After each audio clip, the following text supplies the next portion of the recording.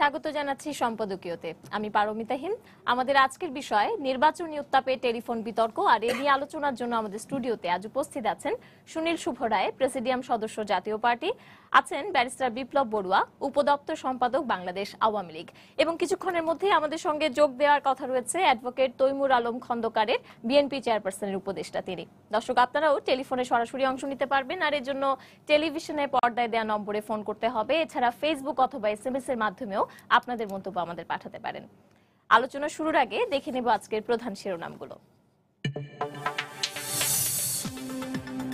উন্নয়নের স্বপ্ন পূরণে যুদ্ধাপরাধীদের দল নয়, ভরসা রাখুন নৌকায়, বললেন আওয়ামী লীগ সভাপতি। 4 জেলায় গণসংযোগে মানুষের ঢল। প্রচারণার 4র্থ দিনেও সারা দেশের মাঠে ঘাটে প্রার্থী সমর্থকরা, ভোট টানতে নানা প্রতিশ্রুতি।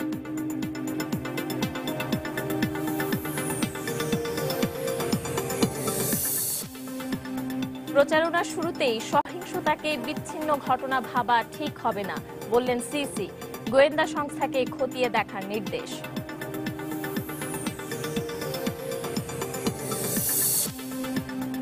নির্বাচনী সহিংসতায় বিএনপি সরাসরি জড়িত, অভিযোগ ওবায়দুল কাদেরের।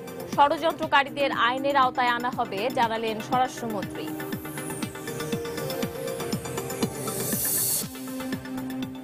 এবং তৃতীয় বেঞ্চের বিচারপতির প্রতি বেগম জিয়ার আইনজীবীদের অনাস্থা, প্রার্থিতা বাতিল হবে জেনে নাটক, বললেন অ্যাটর্নি জেনারেল।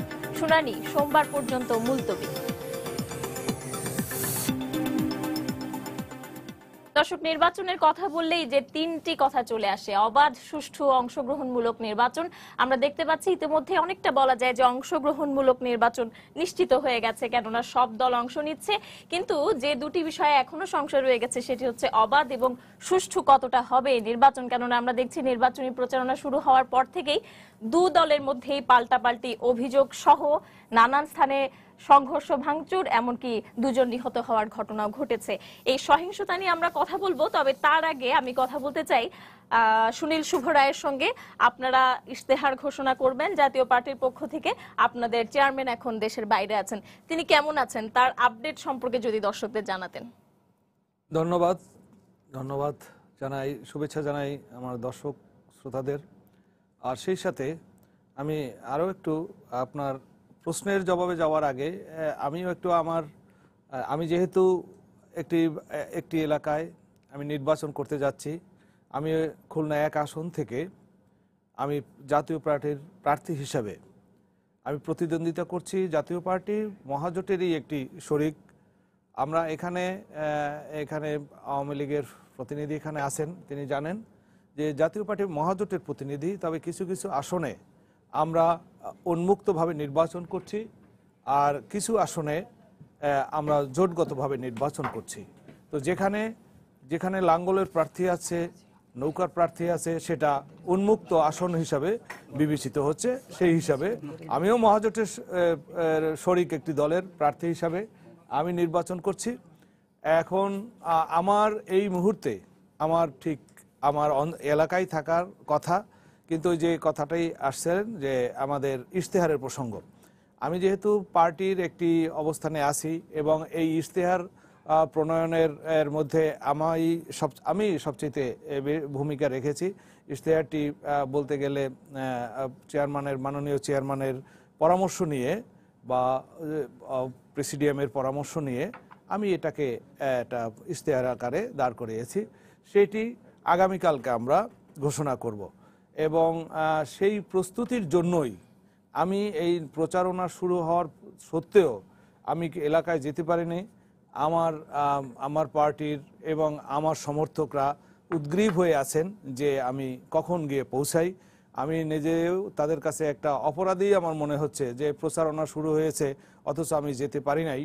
এবং তার কারণটা হলো যে আমি আমার দলের একটা দায়িত্বপূর্ণ জায়গায় আছি, সেখান থেকে আমার সাংগঠনিক কিছু কর্মকাণ্ড সম্পন্ন করতে হয় সে কারণে আমার 2 দিন দেরি হয়েছে। এটা শুনে শুধুমাত্র শুভ্রে, ইশতেহারে আপনি না হয় কাজে ব্যস্ত আছেন, আপনার মানে আপনার বিষয়টা আমরা জানলাম, আপনি কি কারণে সেভাবে নির্বাচনী প্রচারণায় যোগ দিতে পারছেন না, কিন্তু আপনার দলের বাকি যারা আছেন, বাকি যারা নির্বাচনে দাঁড়িয়েছে, তারা কি সবাই যেভাবে আওয়ামী লীগ বিএনপি নির্বাচনী প্রচারণায় নেমেছে ঠিক সেভাবে কি জাতীয় পার্টি আছে মাঠে? আপনার কি এই বিষয়ে কোনো সন্দেহ আছে যে আমরা ইয়েতে নেই, প্রচারণায় নেই? আমরা প্রচারণায় আছি। আমরা এখানে আমাদের সব মিলিয়ে আমরা আমাদের প্রায় 150-র অধিক আসনে আমরা প্রতিদ্বন্দ্বিতা করছি। 150-র মধ্যে ধরেন 25টি আছে মহাজোটের গতভাবে, যেখানে নৌকার প্রার্থী নেই, আমাদের প্রার্থী আছে। আবার বাকি 125 থেকে 30টি আসনের আমরা যৌথভাবে মানে উন্মুক্তভাবে নির্বাচন করছি। সেখানে আওয়ামী লীগ, জাতীয় পার্টি, 2 দলই আমরা প্রতিদ্বন্দ্বিতা করছি। আর বাকি 150 আসনের মতো আসন সেটা সেইগুলোতে আমাদের প্রার্থী নেই, সেখানে আমরা মহাজোটগতভাবে আমরা নির্বাচনে থাকব। আমাদের আশা করি যে আমাদের যারা আছেন তারা মহাজোটের সিদ্ধান্ত অনুসারে সেইভাবে কাজ করবেন। তবে আমাদের তো এখন যদি দেখেন যে দেশ অর্ধেক জায়গায় তো আমাদের যেহেতু প্রার্থী নেই, সেই জন্য লাঙ্গলকে আপনারা দেখছেন না, কিন্তু আমরা প্রতিদ্বন্দ্বিতা আসছি। তবে আমরা আশা করি হ্যাঁ, যেসব জায়গায় প্রার্থী আছে সে জায়গায় অবশ্যই সেখানে প্রচারণা চলছে। তবে আমরা একটা চাই কি যে আমরা তো মহাজোটগতভাবে 25টি আসনে আছে, সে জায়গায় কোনো সমস্যা নাই, কিন্তু আর বাকি যেখানে আমরা প্রতিদ্বন্দ্বিতা করছি, আমরা নৌকা আছে, যেখানে লাঙ্গল আছে, সেখানে যাতে সুষ্ঠু, অবাধ এবং নিরপেক্ষভাবে আমরা নির্বাচন করতে পারি, আমাদের উপরে কোনো সমস্যা সৃষ্টি হবে না, এইটা আমরা প্রত্যাশা করি। আর যেটা বলছেন পার্টি চেয়ারম্যান বিদেশে আছেন, জানেন যে পার্টি চেয়ারম্যান অসুস্থ ছিলেন, সিএমএসে চিকিৎসাধীন ছিলেন, তারপর উনি সিঙ্গাপুরে গেছেন। যাওয়ার সময় উনি একজনকে দায়িত্ব দিয়ে গেছেন, যিনি এই নির্বাচনী ইশতেহারটা উনি পাঠ করবেন, যে দায়িত্ব পেয়েছেন ABM রুহুল আমিন হাওলাদার। উনি আগামীকালকে 10টার সময় প্রেস কনফারেন্সের মাধ্যমে আমাদের নির্বাচনী ইশতেহার ঘোষণা করবেন। আর যদি আরেকটু সুযোগ দেন তাহলে আমি আমার এলাকার জনগণের উদ্দেশ্যে বাকি দুজনকেও সময় দিতে হবে, সুযোগ দিতে হবে। আপনার কাছে আমি আবার এই বিষয়টি নিয়ে আসবো, আপনাদের ইশতেহারে কি থাকবে আমি জানতে চাইবো যদি আমি সময় পাই। আমাদের সঙ্গে যোগ দিয়েছেন দর্শক অ্যাডভোকেট তৈমুর আলম খন্দকার, বিএনপি চেয়ারপারসনের উপদেষ্টা। আমরা যে বিষয়টি নিয়ে তৈমুর ভাই আজকে আমাদের আলোচনা সাজিয়েছি, নির্বাচনী উত্তাপে টেলিফোন বিতর্ক আর নানা ধরনের বিতর্ক তো আসলে প্রথম থেকেই ছিল। নির্বাচনে নানান ধরনের বিতর্ক, আপনাদের পাল্টাপাল্টি অভিযোগ, এটা থাকবে, এটাই স্বাভাবিক। সামাজিক যোগাযোগ মাধ্যমে গতকাল থেকে যে টেলিফোন বিতর্কটি চলছে, আপনি নিশ্চয়ই সেটি সম্পর্কে জানেন। আমরাও আমাদের শিরোনামে দেখলাম যে নির্বাচনী সহিংসতায় বিএনপি সরাসরি জড়িত, আজকে বলেছেন এটি ওবায়দুল কাদের। এবং কালকে আমরা যে আইএসআই এর সঙ্গে, কথিত আইএসআই এর একজনের সঙ্গে বিএনপির একজন নেতার যে সংলাপটি শুনলাম, এতে করে আসলে বিএনপির প্রতি যে অভিযোগ যে নির্বাচন বানচালের ষড়যন্ত্রের সঙ্গে জড়িত বিএনপি, এটা কি কোনোভাবে প্রতিষ্ঠিত হয়? সব অভিযোগই তো বিএনপির বিরুদ্ধে, সব অভিযোগ। আর ওবায়দুল কাদের তো ওই সড়ক মন্ত্রী, কিন্তু সড়কের রোড অ্যাক্সিডেন্ট উনি বন্ধ করতে পারেন না। কিন্তু বিএনপির বিষয়ে আমার যদি ক্ষমতা থাকতো, কোনো ইউনিভার্সিটি যদি আমি কর্মকর্তা থাকতাম, তবে তাকে আমি ডক্টরেট ডিগ্রি দিতাম ওই বিএনপির উপরে, কারণ বিএনপির উপরে উনি এত অ্যানালাইসিস করে। বিএনপি তো রাস্তায় নামতে পারতেছে না, মাঠে নামতে পারতেছে না, 2টা কারণে পারতেছে না। একটা কারণ হলো যে একটা হলো সন্ত্রাসী বাহিনী, ও তাদের উপরে হামলা করতেছে, বাড়িঘর পোড়াইতেছে, ক্যাম্প ভাঙতেছে, পোস্টার লাগাতে দিচ্ছে না। আরেকটা হলো এই গাইবি মামলার অত্যাচার। এই গাইবি মামলার পার্টি একটা 2টা, একটা হলো পুলিশ আর একটা হলো ম্যাজিস্ট্রেট। পুলিশরা এমপি ক্যান্ডিডেটরা নাম দেয়, এফআইআর হয়, এফআইআর সাথে থাকে আরও অজ্ঞাত, কিছু থাকে জ্ঞাত, তারপরে তা বাড়ি বাড়ি খোঁজ দেওয়া হয়, তারপরে আসে তারা হাইকোর্টে জামিন হয়। জামিন হওয়ার পরে যখন জামিনটা লিমিটেড টাইমে দেয়, কেউ দেয় 6 সপ্তাহ, কেউ দেয় 8 সপ্তাহ, কেউ দেয় 4 সপ্তাহ, যায় জামিননামা দাখিল করতে 4 সপ্তাহ শেষ হলে লোকটাকে জেলে দিয়ে দেয়। এরকম জেলে যাচ্ছে আমাদের যারা ক্যান্ডিডেট আছে, এরকম ক্যান্ডিডেটও আজকে জেল খাটতেছে। এখন কথাটা হলো যে আইনকে এইভাবে মিসলিড করার আইনকে এইভাবে অপপ্রয়োগ করার, আইনের কর্মকর্তারা যারা যাদের উপরে দায়িত্ব ন্যায় বিচারটা করার, যে ম্যাজিস্ট্রেটের দায়িত্বটা কি, এটা সত্য কি মিথ্যাটা যাচাই করার, সে সত্য মিথ্যা যাচাই না করে শুধু এই গাইবি মামলা পুলিশ যেটা দিল ওইটার উপরে দিয়ে তাকে জেলে দিয়ে দিল। এই জন্য কি দেশটা স্বাধীন হয়েছিল? এখন যে অবস্থা চলছে এর চেয়ে বাকশাল অনেক ভালো ছিল, এবং এর চেয়ে পাকিস্তান আমলে এত এত অত্যাচার নির্যাতন হয় নাই। এত অত্যাচার নির্যাতন মুক্তিযুদ্ধের সময় হয়েছে, পাক হানাদার বাহিনী অনেক অত্যাচার নির্যাতন করছে, কিন্তু অন পলিটিক্স এইভাবে গাইবি মামলার সৃষ্টিটা আমরা তখন শুনি নাই। পাক হানাদার বাহিনী তো তার পশুত্বের কারণে তো তারা আজকে আমরা তাদের থেকে যুদ্ধ করে দেশ স্বাধীন করলাম। কিন্তু পলিটিক্সের ব্যাপারটা যদি আপনি চিন্তা করেন, এই পলিটিক্সটা আজকে এত মিথ্যার আশ্রয়। ভাই আমার মনে হয় আপনিও একজন আইনজীবী, আজকে যিনি আছেন আওয়ামী লীগের তিনিও একজন আইনজীবী, আমি তার কাছ থেকে একটু এই গাইবি মামলার ব্যাপারে শুনে আসি, ব্যাপারে উনি কি বলবেন। ধন্যবাদ।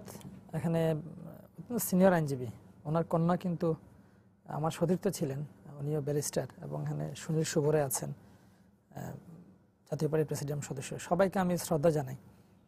কিন্তু এখানে আমাদের সিনিয়র আইনজীবী বিএনপি নেতা তৈমুর আলম খন্দকার যে কথাটি বললেন আমার দলের সাধারণ সম্পাদক সম্পর্কে, বাংলাদেশ আওয়ামী লীগের সাধারণ সম্পাদক জনাব ওবায়দুল কাদের, ওনার কোনো পিএইচডি ডিগ্রির প্রয়োজন নেই। উনি বাংলাদেশের রাজনীতিতে লব্ধ প্রতিষ্ঠিত, তিনি একজন জাতীয় নেতা, ছাত্রলীগের মতো সংগঠনের 2 দুইবার প্রেসিডেন্ট ছিলেন, এবং তিনি শুধু রাজনীতিবিদ নয়, লেখক, সাংবাদিক এবং সমাদৃত। তিনি যে কথাগুলো বলছেন এটি দীর্ঘ ওনার রাজনীতির একটি অভিজ্ঞতা থেকে বলছেন। আমি বিনয়ের সাথে ওনাকে বলতে চাই যে আপনি ওনাকে প্রশ্ন করছিলেন যে পাকিস্তানের বিষয় নিয়ে, আইএসের সাথে যে পাকিস্তানি গোয়েন্দা সংস্থার সঙ্গে যে বিএনপির আমি আপনার মামলার বিষয়ে আমি জবাব দিয়ে আমি একটু এই বিষয়ে আলোকপাত করব। আমি আপনাকে এর জন্য সময় দেব। আপনি একটু গায়েবী মামলা যে অভিযোগগুলো তিনি করলেন এটা নিয়ে যদি কথা দেখেন। এই মামলাগুলো হচ্ছে বিএনপি নেতাদের পলিটিক্যাল রেটরিক। আমরা এগুলো প্রতিদিন শুনছি যে গায়েবী মামলা মানে নিপীড়ন নির্যাতনের মামলা, হয়রানিমূলক মামলা।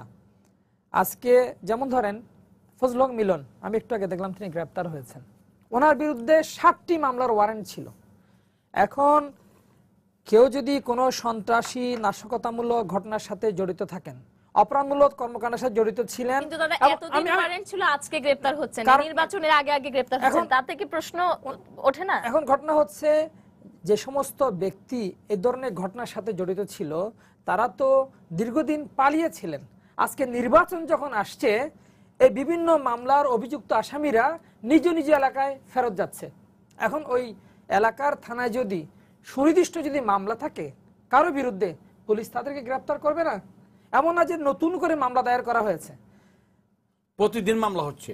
আমি একটু বলি, আপনি তো খুব সিনিয়র মানুষ, দেখেন এই দাবি ওনারা আমাদের সংলাপের সময় মাননীয় প্রধানমন্ত্রীর কাছে করেছিলেন এবং নির্বাচন কমিশনে করেছিলেন। ওনারা যে সমস্ত তালিকা মাননীয় প্রধানমন্ত্রীর দপ্তরে কিংবা নির্বাচন কমিশনে দিয়েছেন, দেখা গিয়েছে নির্বাচন কমিশনে ওনারা 417টি মামলা, ওনারা বলেন যে লাখ লাখ মামলা, ওনারা 417টি মামলা তালিকা দিয়েছিলেন এবং নির্বাচন কমিশন প্রতিটি মামলা পরীক্ষা নিরীক্ষা করে দেখেছে এই মামলাগুলো হচ্ছে 2014 সালের মামলা।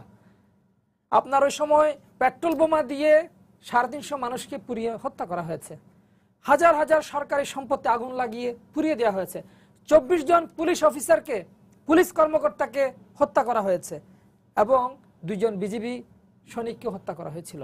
এই ধরনের নাশকতা, সহিংসতা, হত্যার ঘটনায় যারা জড়িত তারা তো দীর্ঘদিন পালিয়েছিলেন। আজকে নির্বাচন যখন আসছে সবাই যার যার এলাকায় ফেরত আসছে, তো যারা মানুষ হত্যা করেছে তাদেরকে কি পুলিশ গ্রেপ্তার করবে না? তাদের জামিন নেই, তাদের নাম ওয়ারেন্ট আছে। তো জনশৃঙ্খলা জনশান্তি রক্ষার যে দায়িত্ব সরকারের আইন শৃঙ্খলা বাহিনীর, তারা তাদের সে উপর অর্পিত দায়িত্ব কি পালন করবে না? আজকে দেখেন এই ধরনের ঘটনার যদি সুনির্দিষ্ট বিচার যদি না হয় তাহলে কি হয়?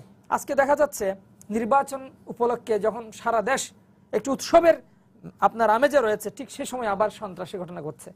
এই গতকাল এই সন্ত্রাসী ঘটনায় বিএনপি জামাতের সন্ত্রাসী হামলায় আমার দলের 2 জন নেতা মারা গিয়েছেন আপনার নোয়াখালীতে আমাদের হানিফ ওয়ার্ড যুবলীগের সাধারণ সম্পাদক, হত্যা করা হয়েছে ফরিদপুরের আমাদের আওয়ামী লীগ নেতা ইউসুফ আল মামুনকে। এমনকি আবার সেই পেট্রোল বোমা নেত্রকোনায় আমাদের আওয়ামী লীগ মনোনীত প্রার্থী অসীম কুমার উকিলের জনসভায় হামলা করা হয়েছে, 15 জনকে আবার পেট্রোল বোমা দিয়ে হামলা করা হয়েছে। এ ধরনের অসংখ্য ঘটনা। তার মানে এই সন্ত্রাসীরা এতদিন যারা পালিয়েছিল, যাদের বিরুদ্ধে সুনির্দিষ্ট ফৌজদারি মামলা ছিল, তারা আবার ফেরত এসে আবার আগের মতো সন্ত্রাসী ঘটনায় বিপ্লব বড়ুয়া, আমি একটু জিজ্ঞেস করতে চাই যে এখানে ব্যর্থতা কার? এই যে আপনাদের দলে যাদের উপর আক্রমণ হয়েছে, আপনি বলছেন মারা গিয়েছে, আমরা তো দেখতেই পেয়েছি। বিএনপিও বিভিন্ন জায়গায় নির্বাচনী প্রচারণা চালাতে গিয়ে হামলার শিকার হয়েছে। এখানে ব্যর্থতাটা কার? নির্বাচন কমিশনের, আইন শৃঙ্খলা রক্ষা বাহিনীর? কার দিকে আপনি আঙ্গুল তুলবেন? এখানে ব্যর্থতা এখানে হচ্ছে আমাদের রাজনৈতিক, কৃষ্টি এবং সংস্কৃতির সমস্যা। আমরা কেউ যদি কোনো অপরাধ করে থাকে, তাকে আমরা রাজনৈতিক নেতা বানিয়ে তাকে আমরা দুর্নীতির মামলায় বলতে চাই যে না, তিনি দুর্নীতিবাজ না, তাকে হয়রানিমূলক মামলায় গ্রেপ্তার করা হয়েছে। সুনির্দিষ্ট হত্যা মামলা যদি কাউকে গ্রেপ্তার করা হয়, তাহলে বলা হয় যে না, তাকে রাজনৈতিকভাবে গ্রেপ্তার করে হয়রানি করা হচ্ছে। যখন আপনার এই সমস্ত খুনের ঘটনা, সুনির্দিষ্ট দুর্নীতির ঘটনাকে যখন পলিটিক্যাল আপনার ভ্যালিডিটি, রাজনৈতিক বৈধতা দেওয়া হয়, তখন তো বাংলাদেশে কখনো আইনের শাসন আপনার কায়েম করা সম্ভব না। এটা পুলিশও পারবে না, কোনো সরকারও পারবে না। এই সন্ত্রাসীদের প্রশ্নে, দুর্নীতিবাজদের প্রশ্নে, যারা এতিমের টাকা মেরে খেয়েছে, তাদের বিরুদ্ধে সকল রাজনৈতিক দলের একটি জাতীয় ঐক্যমত হলেই তখনই আপনার এই দেশে এই ধরনের ঘটনার পুনরাবৃত্তি। আমি বুঝতে পেরেছি বিপ্লব বড়ুয়া, আপনার কাছে আবারও আসবো। আমি সুনীল শুভ রায়ের কাছে এই বিষয়ে জানতে চাইবো যে যেটি বললেন বিপ্লব বড়ুয়া, যে এতদিন আসামিরা দৃশ্যমান ছিল না, এখন তারা দৃশ্যমান হচ্ছে। এই বিষয়ে আপনার সাথে কথা বলবো। একজন দর্শক অপেক্ষা করছেন টেলিফোনে, তার ফোনটি নিয়ে আসবো। দর্শক, আপনার নাম জানিয়ে আপনার প্রশ্নটি করুন। আসসালামু আলাইকুম, আমি কামরুজ্জামান লাবলু, নাটোরের লালপুর থেকে বলছি। আমার খন্দকার তৈমুর আলম খন্দকার স্যারের কাছে আমার প্রশ্নটা, আজকে যে আইএসের সঙ্গে মীর মোশাররফ হোসেন আমরা টেলিভিশনে দেখলাম টেলিফোন সংলাপ, সেই সংলাপটা যদি সত্য হয়, এটা রাষ্ট্রদ্রোহিতার মামলা হিসাবে গণ্য করা যায় কিনা? আর রাষ্ট্রদ্রোহিতা মামলা হিসাবে গণ্য করে যদি মামলা হয়, সেই মামলাটা গায়েবী মামলা হবে কিনা? আমার যে সুন্দর প্রশ্ন। কামরুজ্জামান লাবলু, এরই মধ্যে কিন্তু রাষ্ট্রদ্রোহিতার অভিযোগে মামলা হয়েছে ওনার বিরুদ্ধে। আচ্ছা, আমি আবার এটা শুনি নাই, এই যে টেলিফোনিক সংলাপ হয়েছে, সংলাপ শুনেন নাই? এটা সংলাপটা আমি শুনি নাই, শুনলে হয়তো বলা যেত। এখন প্রশ্ন হলো, যে কথাগুলি আসছে এগুলি একটু জবাব দিই। সেটা হলো যে আপনি দর্শকের প্রশ্নের জবাব দিয়ে আমি একটু সুনীল শুভ রায়ের কাছে যাব, তারপর আপনার কাছে ফিরবো। আপনি যদি এই বিষয়ে কিছু বলেন। আপনি শুনেন নাই সেখানে খন্দকার মোশাররফ সাহেবের ব্যাপারটা। জি জি জি, যেহেতু আমি এটা শুনি নাই, যে কি সংলাপটা হয়েছে যেটা আমি শুনি না। আর সংলাপটা কি এই খন্দকার মোশাররফ সাহেবের নিজের কণ্ঠে না এই কণ্ঠ বানানো হয়েছে? এখন তো ডিজিটালের যুগ, অনেক কিছু করা যায়, অনেক সিস্টেম করা যায়। সেই সিস্টেমে কি তিনি করা হয়েছে তাকে আটকানোর জন্য? তিনি তো 2টা সিটে নির্বাচন করতেছেন, এবং আমি যতটুকু জানি তার পজিশন খুব ভালো, এবং তিনি একটা জনপ্রিয় ব্যক্তি, এবং মন্ত্রী থাকা অবস্থায় এলাকায় অনেক কাজ করেছেন। তৈমুর আলম খন্দকার, এটা সত্যি যে অনেক কিছুই এখন বানানো যায়, এডিট করা যায়, কিন্তু বাচনভঙ্গি, গলার স্বর, এগুলো কি বানানো যায়? এটা আমি শুনি না। এখন আমি তো বললাম, তো আমি কখন হয়েছে ঘটনাটা আমি জানি না, শুনি না। এটা আমি জানলার পর আপনি এটা শোনেনই নাই? আমি এটা নিয়ে সোশ্যাল মিডিয়া সয়লাভ হয়ে গেছে, এটা নিয়ে সবখানে আলোচনা হচ্ছে, আপনি এটা শোনেনই নাই। আমার নিজস্ব কোনো এই যে ফেসবুক টেসবুক নাই, এগুলো আমি চালাইতে পারি না, আমি আমার ধৈর্যও কোলায় না। আচ্ছা, আমি অন্য কাজে ব্যস্ত থাকি, কিন্তু আমি এটা শুনি নাই, এই হলো কথা। শুনলে আমি আপনাকে বলতাম। তো টক শোতে লক্ষ লক্ষ কোটি কোটি লোক মানুষ শুনে, তাদের কাছে আমি আমার নিজের ইমেজটা আমি নষ্ট করব না। আমি যেটা বুঝবো সেটা আমি বলবো। আচ্ছা, সুনীল শুভ রায়ের কাছ থেকে আমি উত্তরটা নিয়ে আবার আসি এদিকে। যে আসামিরা এতদিন দৃশ্যমান ছিল না, এখন দৃশ্যমান হচ্ছে, তাই এসব সহিংসতার ঘটনা ঘটছে। আপনি কি একমত কিনা এই কথার সঙ্গে? না, এখানে কিছুটা যে সত্য নয় তা না। বিপ্লব বড়ুয়া দাদা যেটা বললেন, হ্যাঁ, যে এতদিন পাওয়া যায়নি, এখন বেরোচ্ছে, ধরছে, কিন্তু এই সময় আমি ব্যক্তিগতভাবে মনে করি যে এই সময় যেহেতু একটা নির্বাচনে একটা সুষ্ঠু সুন্দর পরিবেশ আপনারা সৃষ্টি করতে চান, বিতর্ক মুক্ত নির্বাচন দেখাতে চান, সেই সময় এইগুলো অ্যারেস্ট, গ্রেপ্তার, এগুলো মামলা, এগুলো যদি না হয়, তাহলে দেশের অপরাধীরা শোনেন,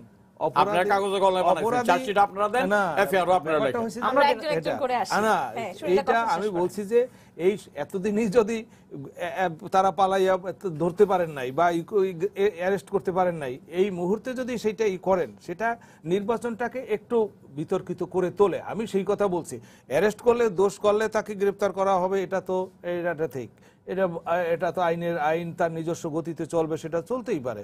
কিন্তু ব্যাপারটা হচ্ছে এটা দিয়ে একটা ভীতিকর অবস্থা যদি সৃষ্টি হয়, তাহলে সেইটা নির্বাচনের পরিবেশকে কিছুটা হলেও একটু নাড়াচাড়া দিয়ে ওঠে। তাছাড়া যেমন আমি আগামীকালকে ইয়েতে যাব, আমার নির্বাচনী এলাকায় আমি যাচ্ছি, আমিও কিন্তু খুব নিজেকে সেফ মনে করে যাচ্ছি না। কেন সেটা? হ্যাঁ, সেই রকম পরিবেশ কিন্তু ওইখানে সৃষ্টি হচ্ছে। আমার ওখানকার নির্বাচনের পরিবেশটা একটু অন্যরকম। এখানে যেমন আওয়ামী লীগ বিএনপিতে একটা তর্ক বিতর্ক চলছে, বাংলাদেশের 299টা আসনে আওয়ামী লীগ জাতীয় পার্টি মিলে মহাজোটগতভাবে নির্বাচন করছে। একমাত্র দাদা আপনাকে জানিয়ে রাখি, এটা একমাত্র আমার খুলনা 1 আসনে ওখানে আওয়ামী লীগ এবং বিএনপি মিলিতভাবে সুনীল সবরায়ের বিরুদ্ধে নির্বাচন করছে। আমি পপুলার হিসাবে আমি ইয়ে করছি না, সেটা হয়তো নির্বাচনটা যদি সুন্দরভাবে হয়, সুষ্ঠুভাবে হয়, তাহলে সেটা বুঝবেন। প্রশ্ন থেকে যায়, আপনারা জোটের সঙ্গে নির্বাচন করছেন, আবার জোটের বাইরে গিয়ে যখন স্বতন্ত্র বা জাতীয় পার্টির থেকে নির্বাচন করছেন, তাতে জোট ক্ষতিগ্রস্ত হবে কিনা? যদি আপনি বিজয়ী হয়ে যান, নৌকার প্রার্থী তো বিজয়ী হতে পারবে না। একটু আমি এই বিষয়টা নিয়ে আসবো, তৈমুর আলম খন্দকারের কাছে যেতে চাই। সহিংসতার দায় কি শুধুই আওয়ামী লীগের কিনা? আর যে কথাটি তিনি বললেন যে যদি যারা আসামি, যাদের বিরুদ্ধে মামলা আছে বা যারা নানান ধরনের সহিংসতা করছে বা করবে বলে গোয়েন্দা সংস্থা রিপোর্ট দিচ্ছে, তাদের ক্ষেত্রে আসলে কি করা যাবে তাদেরকে গ্রেফতার না করে? একটু শুনবেন আমার বক্তব্যটা। সেটা হলো, প্রথমটা একটু পিছনে যাই। মাননীয় প্রধানমন্ত্রী দয়া পরস্পর্ত হইয়া আমাদের মহাসচিবের কাছে নাকি লিস্ট চাইছেন যে কার বিরুদ্ধে কতটি মামলা নিয়েছেন। আমাদের মহাসচিব অত্যন্ত বিচক্ষণ ব্যক্তি, অত্যন্ত ভালো এবং একটা রাজনীতিবিদ। কিন্তু সেখানে যদি আমি থাকতাম, তা আমি বলতাম যে মাননীয় প্রধানমন্ত্রী, আপনি সরকারের প্রধান। আগে তো আমাদের বিরুদ্ধে, আমরা তো মামলা খাই দীর্ঘদিন যাবৎ, আমাদের বিরুদ্ধে মামলা দিত আওয়ামী লীগের নেতারা। এখন কিন্তু আওয়ামী লীগের নেতারা মামলা দেয় না, মামলা দেয় হলো পুলিশ। পুলিশ তো প্রধানমন্ত্রীর অধীনে, সরাসরি প্রধানমন্ত্রীর অধীনে। স্বরাষ্ট্রমন্ত্রী প্রধানমন্ত্রী একটা পরামর্শদাতা। সবকিছুই বাংলাদেশের সংবিধান অনুযায়ী 48-এর 3 ধারা অনুযায়ী সবকিছু প্রধানমন্ত্রীর অধীনে। সেখানে প্রধানমন্ত্রী নিজেই তো জানেন যে কতগুলি মামলা হচ্ছে। প্রধানমন্ত্রী তো আইজিরে কলিং বেল টিপ দিলে তো আইজি ফাইল নিয়ে আসবে, স্বরাষ্ট্রমন্ত্রী ফাইল নিয়ে আসবে, বলবে যে এতগুলি মামলা হচ্ছে। এবং আমি বিশ্বাস করি, আই ডু বিলিভ ইট, যে প্রধানমন্ত্রীর অনুমোদন ছাড়া এই ধরনের মামলা হচ্ছে না। আপনি খবর নিয়ে দেখেন, হজে আছে, বিরুদ্ধ হয়ে গেছে, মারা গেছে, বিদেশে আছে, রাজনীতি ছেড়ে দিছে, এই ধরনের লোকদেরকে আসামি, শত শত লোক আসামি আছে। এবং এই যে হাইকোর্টের বারিন্দা দিয়া, হাইকোর্ট দিয়ে আপনি হাঁটতে পারবেন না। আপনার এসকে সিনহা একটা মূর্তি বানায় দিয়ে গেছিল হাইকোর্টে। এই মূর্তির এরিয়াটা সারাক্ষণ মানুষে ওই লোকারণ্য থাকে। কেন?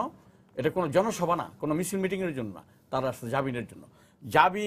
একটা জামিন হইলে আবার বাড়ির থেকে টেলিফোন আসে যে নতুন করে একটা মামলা হয়েছে।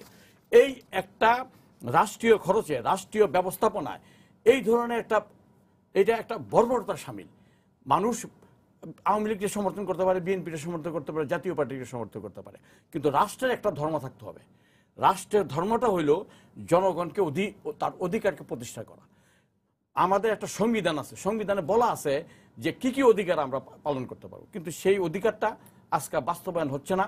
সেটা আইন শৃঙ্খলা বাহিনী এটা প্রতিবন্ধকতা আমি যদি একটু কথা বলতে পারি এখানে, যদি তাই হয় যে আদালতের বারান্দা ভরে গেছে আসামি বা জামিনের জন্য, তো প্রধানমন্ত্রী যখন চাইলেন মামলা তালিকা চাইলেন, তখন আপনারা এত কম মামলা তালিকা দিলেন কেন? আপনারা তো লাখ লাখ মামলার কথা বলছেন। মাননীয় মহাসচিব, সংগ্রামী মহাসচিবের ব্যাপার। কিন্তু আমি যদি হইতাম, তা আমি বলতাম যে তালিকা তো মাননীয় প্রধানমন্ত্রী আপনার কাছে, কারণ আপনি তো নির্বাহী প্রধান।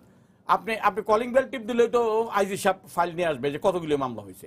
এবং প্রধানমন্ত্রী যদি, আমি তো ওনাকে ধন্যবাদ জানাবো, যদি উনি যদি মানুষের কষ্টটা রিয়েলাইজ করেন, তবে নিশ্চয়ই তিনি এটা তার দেখা উচিত ছিল যে কেন এই ধরনের মামলা, এত মামলা হবে, কার নির্দেশে হচ্ছে। এটা দায়িত্ব একদিন প্রধানমন্ত্রীকে জবাব দিতে হবে একদিন। কিন্তু আমি আমার প্রশ্নের জবাব পেলাম না। আমি যেটি বলছিলাম যে যারা আসামি, যারা বিভিন্ন মামলার আসামি বা যারা চিহ্নিত সন্ত্রাসী, তাদেরকে এই নির্বাচনের সময় তাদেরকে গ্রেফতার করা যাবে কিনা, যে কথাটি বললেন ব্যারিস্টার বিপ্লব বড়ুয়া, দাবি করলেন যে এতদিন সন্ত্রাসীরা দৃশ্যমান ছিল না, তারা এখন যাচ্ছেন। যাবে না। কেন যাবে না? নির্বাচনী কমিশন, প্রধান নির্বাচন কমিশনার বলছে আর কোনো রাজনৈতিক হয়রানি করা হবে না, কোনো মামলায় গ্রেপ্তার করা হবে না। ঠিক আছে, ওনারা যদি গ্রেপ্তার করতে চায়, 2014 সালে আমরা এই নির্বাচনকে মানি নাই, ওই 2014 সালে মামলা করুক, 2016 সালের মামলায় করুক, 2017 সালের মামলায় করুক, 2018 সালের এই ফেব্রুয়ারি মাসের থেকে যে শুরু হয়েছে মামলা, ওই যে দেশনেত্রী খালেদা জিয়ার সাজাকে কেন্দ্র কইরা এই যে মামলা শুরু হয়েছে, এটা মানুষ ঘুমের টুইটা স্বপ্ন দেখতে পারে না যে মামলাগুলো, মামলা একটার পর মামলা হচ্ছে।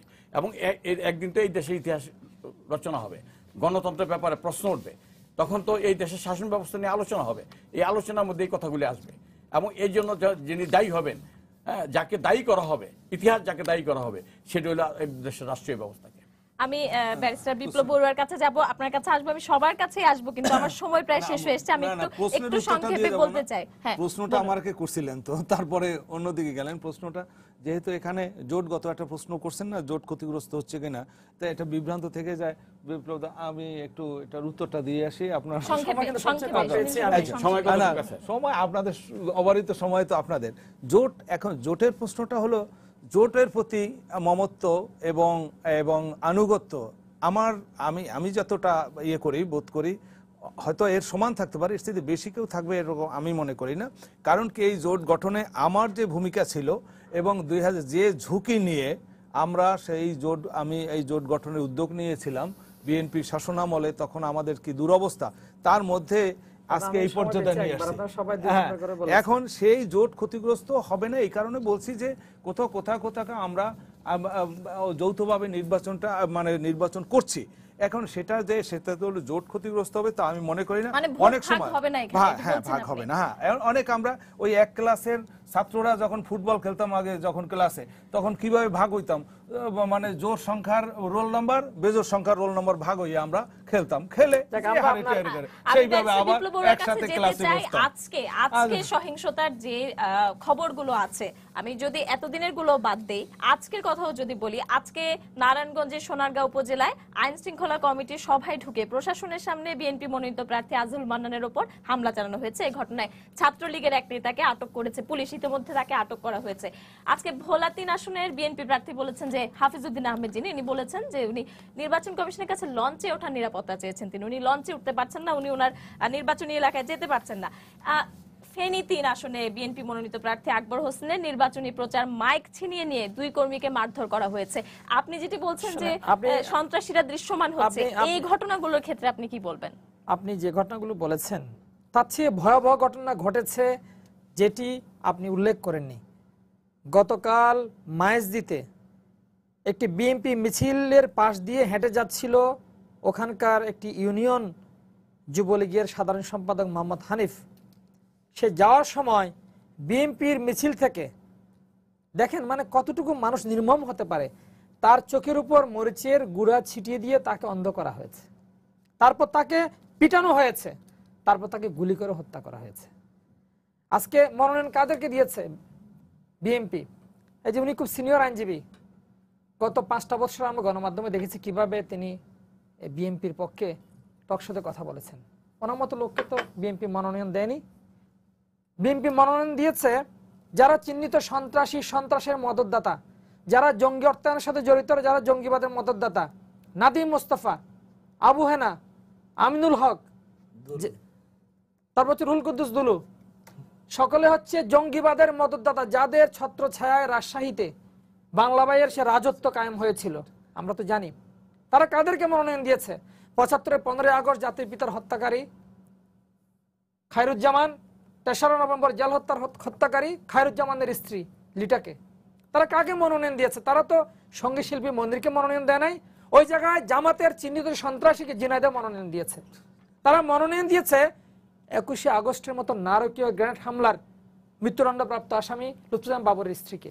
তার মানে বিএনপি যে খুনের রাজনীতি করে, বিএনপি যে সাম্প্রদায়িক রাজনীতি করে, বিএনপি যে জঙ্গিবাদের রাজনীতি করে, হত্যার রাজনীতি করে, তারা এখনো পর্যন্ত সেই রাজনীতিকে তারা পৃষ্ঠপোষক দিয়ে যাচ্ছে। এবং যারা এই রাজনীতি ধারণ করে দলের মধ্যে তাদেরকে মনোনয়ন দিয়েছে, সেখানে তো ওনার মতো সিনিয়র আইনজীবীদের মনোনয়ন দেয় না। আমি এই বিষয়ে তৈমুর আলম খন্দকারকে জিজ্ঞাসা করব, কিন্তু আপনার কাছে যেটা জানতে চাইলাম, আওয়ামী লীগের বিরুদ্ধে যে অভিযোগ, এগুলো নিয়ে কি বলবেন? এখন এই সমস্ত ব্যক্তি যখন মনোনয়ন পেয়েছে, তারা তো আবার সেই 1913 সালের 2013 সালের 2014 সালের 15 সালের সন্ত্রাসের রাজত্ব কায়েম করেছে। উস্কানি সৃষ্টি করেছে তারাই, সহিংস ঘটনার জন্ম দিয়েছে তারাই। গতকাল 18টি নির্বাচনী সহিংস ঘটনা ঘটেছে, 2 জন আওয়ামী লীগের নেতা নির্মমভাবে নিহত হয়েছে। এবং আমাদের সরকার এখনো ক্ষমতায়, ইনেসেন্ট যে আমাদের দলের প্রধান বা অন্য কোনো যে আমাদের শেখ হাসিনা বাংলাদেশের প্রধানমন্ত্রী, স্বরাষ্ট্রমন্ত্রী আমাদের দলের লোক, মারা গেল কিন্তু আমাদের দলের লোক। আমরা যদি সেখানে শক্তি প্রয়োগ করতাম, বল প্রয়োগ করতাম, আইন ভঙ্গ করতাম, তাহলে আমাদের নেতাকর্মীরা রক্ত দিত না। আজকে মির্জা ফখরুল সাহেবের গাড়িতে হামলা হয়েছে। মির্জা ফখরুল সাহেবের গাড়িতে হামলা হতেই পারে, কারণ হামলা তো শুধু ঠাকুরগাঁও হয়নি, হামলা তো আমরা দেখেছি নয়াপল্টন বিএনপি অফিসের সামনে। সেখানে স্লোগান উঠেছে, মনোনয়ন বাণিজ্যের অভিযোগ উঠেছে, সেখানে বলেছে টাকা গিয়েছে লন্ডন, হামলা কেন পল্টন। গুলশান বিএনপি অফিসে হামলা হয়েছে, ভাঙচুর হয়েছে সেখানকার রুম, সেখানে আমাদের যে সিনিয়র আইনজীবী ওনার যারা অনুসারী তারা সেখানে ভাঙচুর করেছেন। তো মির্জা ফখরুল তো এসব দায় এড়াতে পারেন না। আজকে ওনার দল মির্জা ফখরুল সাহেবের গাড়ির উপর হামলার জন্য আওয়ামী লীগকে দায়ী করছে এবং বিভিন্ন জায়গায় সন্ত্রাসী ঘটনার জন্য আওয়ামী লীগকে দায়ী করেছে। কিন্তু বিএনপি যারা সন্ত্রাসীদের গডফাদার, যারা জঙ্গিদাতাদের মদতদাতা, জঙ্গিবাদের মদতদাতা, যারা হচ্ছে 71-এ পরাজিত সেই 22 জন যুদ্ধাপরাধীদের পরিবারের বিপ্লব বড়ুয়া, আমি এই বিষয়ে তৈমুর আলম খন্দকারের কাছেই শুনবো। আমরা আমাদের সময় প্রায় শেষ হয়েছে, আমি একটুখানি আপনার কাছে আসবো শেষে, তখন জানতে চাইবো আজকে সিসি বলেছেন কিন্তু যে প্রচারণার শুরুতেই যে সহিংসতা ঘটছে এটাকে বিচ্ছিন্ন ঘটনা ভাবা ঠিক নয়, গোয়েন্দা সংস্থাকে খতিয়ে দেখার কথা বলেছেন। এটা কখনো বিচ্ছিন্ন ঘটনা নয়, কারণটা হচ্ছে আমরা 2013 সালে এই ধরনের সন্ত্রাসী ঘটনা দেখেছি। পেট্রোল বোমা, নেত্রকোনায় যে হামলা, সেখানে আবার পেট্রোল বোমা ব্যবহার করা হয়েছে। বাংলাদেশে পেট্রোল বোমা, অগ্নিসন্ত্রাস আর বিএনপি জামাতের হচ্ছে একই সমার্থক শব্দ, কারণ এই পেট্রোল বোমার রাজনীতি বাংলাদেশে খালেদা জিয়া আর বিএনপি সূচনা করেছিল। আমি তৈমুর আলম খন্দকারের কাছে যাই, একই অভিযোগ তো আপনাদের বিরুদ্ধেও আছে, বিএনপির বিরুদ্ধে আছে। আজকের খবরে যেটি আমি দেখলাম যে জামালপুর 3 আসনের আওয়ামী লীগের প্রার্থী মির্জা আজমের পোস্টার পুড়িয়ে ফেলার অভিযোগে আয়েশা খাতুন নামে বিএনপির এক নারী সমর্থককে 30,000 টাকা জরিমানা করেছেন, পোস্টার পুড়িয়ে ফেলেছেন তিনি প্রার্থীর। আপনাদের বিরুদ্ধে যে অভিযোগগুলো আছে সেগুলো সম্পর্কে তো শুনবই, সেই সঙ্গে আমি জানতে চাই যেটি ব্যারিস্টার বিপ্লব বড়ুয়া বললেন যে আপনার মতো ভালো লোকদেরকে মনোনয়ন দেওয়া হয়নি, মনোনয়ন দেওয়া হয়েছে সন্ত্রাসী জঙ্গি বা সমর্থক। আমি মনোনয়ন তো এর আগে আমাকে দিছিল সিটি কর্পোরেশন, তো 5 ঘন্টা আগে আমি বসে গেছি, আমার বলছে বসে গেছি। আপনি সেদিন বলছিলেন যে চোখের জলে আমি আমার প্রার্থীতে আমি কোরবানি দিলাম। শেষ করি, আমি মনোনয়ন, এইবার আমাকে মনোনয়ন দেয় নাই, নিশ্চয়ই আমার কোনো অযোগ্যতা আছে। আমার অযোগ্যতার কারণে দল আমাকে নির্ভর করতে পারে নাই, দেয় নাই। এই জন্য দলের প্রতি আমি এখন আস্থাশীল, দলের প্রতি। তবে আচ্ছা, সহিংসতার দায় কি শুধু আওয়ামী লীগের? শেষ করে দেন, অল্প সময় তো কথা শেষ হয় না, জনগণের কাছে এটা হয়ে যায়, ভুল বুঝাবুঝি হয়ে যায়, আমাদের আবার জবাবদিহি করতে হয়। এই যে আপনার থেকে বেরিয়ে যাওয়ার পরে টেলিফোন আসবে, এটা বললেন কেন, এটা বললেন না কেন, কারণ আপনি এখন টকশো একদম মানুষ শুনে, একদম চায়ের দোকানে বসে বসে বসে বসে। আচ্ছা, আপনি সংক্ষেপে বলেন। এবং আপনারা যদি কোনদিন নির্বাচনে দাঁড়ান না, আপনারা জিততে পারবেন, কারণ আপনাদের চেহারাটা মানুষের কাছে পরিচিত হয়ে গেছে। এখন প্রশ্নটা হলো যে আমার মনোনয়ন, আমি মনে করি যে আমার কোনো যোগ্যতা নাই, এই যোগ্যতার কারণে দল দেয় নাই। তবে কি হলে যোগ্যতা পাওয়া যায়, এটার জন্য আমি আবার অ্যানালাইসিস করতেছি এবং এটা আমি 30 তারিখের পরে আমার বক্তব্যটা আমি বলবো, এটা ঠিক আছে। আজকের দর্শকদের বলেন। আচ্ছা, না আমি আরো 30 তারিখের পরে বলবেন, এটা কি রাজনৈতিক কৌশল আপনার? আমি আগে আর বুঝে নেই আমার অযোগ্যতাটা কি, সেটা তখন বলা যাবে। এখন প্রশ্নটা হলো এই যে মানে এই যে দুর্নীতির মামলা বলে সব বিএনপির বিরুদ্ধে, এই দুর্নীতির মামলা কিন্তু এই সকলের বিরুদ্ধে ছিল, বর্তমান প্রধানমন্ত্রীর বিরুদ্ধে ছিল, সাবেক প্রধানমন্ত্রীর বিরুদ্ধে ছিল। ওবায়দুল কাদের সাহেব আর আমি পাশাপাশি দীর্ঘদিন একসাথে জেল খাটছি, আমি ওনাকে বহু পছন্দ করি, উনার বাড়ির খাওয়া আমি অনেকদিন খাইছি। কিন্তু অন্য বিষয়টা হলো তার বিরোধ। এখন প্রশ্ন হলো যে কোথাও কিন্তু বিএনপি আশ্রয় পাচ্ছে না, সিএসি বলেন, পুলিশ বলেন, গোয়েন্দা বলেন, সবকিছুই কিন্তু এই সরকারের নিয়ন্ত্রণে। কথা শেষ করতে দেন। এখন প্রশ্নটা হলো যে আমাদের দেশের যে আদালতের যে বিষয়টা, হাইকোর্ট আছে বলেই আমরা কিন্তু একটু নিঃশ্বাস দিতে পারতেছি, আমাদের জামিন দিতেছে, সবকিছু করতেছে। কিন্তু আইনের যে ব্যাখ্যা, আইনের ব্যাখ্যাটা আমাদের দেশে এটা প্রধানমন্ত্রীর মুখের দিকে তাকায় হয়। আমি কথাটা বলি, এই যে এসকে সিনহা দেশ ছেড়ে চলে গেল না, তখন কিন্তু বলে গেছে যে প্রধানমন্ত্রী আমার অভিমান করছে, এই জন্য আমার এই অবস্থা। তৈমুর আলম খন্দকার, হাইকোর্ট নিয়েও তো আপনারা নানান রকম অভিযোগ করে থাকেন, আপনাদের দল থেকে নানান রকম অভিযোগ আদালত নিয়ে এসে থাকে। আমি শেষ সময় চলে এসেছি, 30 সেকেন্ড সময় দিতে পারবো। 30 সেকেন্ডের মধ্যে আমি বলি যে এতিমের টাকা, এই কথাটা গাল ভরা বুলি বলার জন্য এই কোটি কোটি টাকা ব্যয় এই নাটক সাজানো। এখন প্রশ্ন হলো আমি কি চাই? আমি চাই যে দেশে একটা শান্তিপূর্ণ পরিবেশ থাকুক। আমার দলের লোকও আপনাকে আক্রমণ করবে না, আপনার লোকও আমাকে আক্রমণ করবে না, নির্ভয়ে সবাই যাতে নির্বাচনটা করতে পারে সেই পরিবেশটা সৃষ্টি করার দায়িত্ব নির্বাচন কমিশনের। উনি শুধু গলাবাজি করলে হবে না, ওনার পুলিশ যে কাজ করে না, পুলিশ যে একতরফাভাবে এই যে চার্জশিটগুলো দিচ্ছে, পুলিশ যে একতরফাভাবে মানুষ গ্রেপ্তার নির্বাচন কমিশন সঠিকভাবে কাজ করছে না, এই কথাটা নিয়ে আমি একটু ব্যারিস্টার বিপ্লব বড়ুয়া আপনার কাছে শুনে শেষ করতে চাই। 30 সেকেন্ড সময় আছে, যেটি বলছিলাম যে নির্বাচন সিইসি আজকে বলেছেন যে প্রচারণা শুরুতেই সহিংসতাকে বিচ্ছিন্ন ঘটনা ভাবা ঠিক নয়, গোয়েন্দা সংস্থাকে খতিয়ে দেখার নির্দেশ দিয়েছেন তিনি। এটিকে কিভাবে দেখছেন আপনি?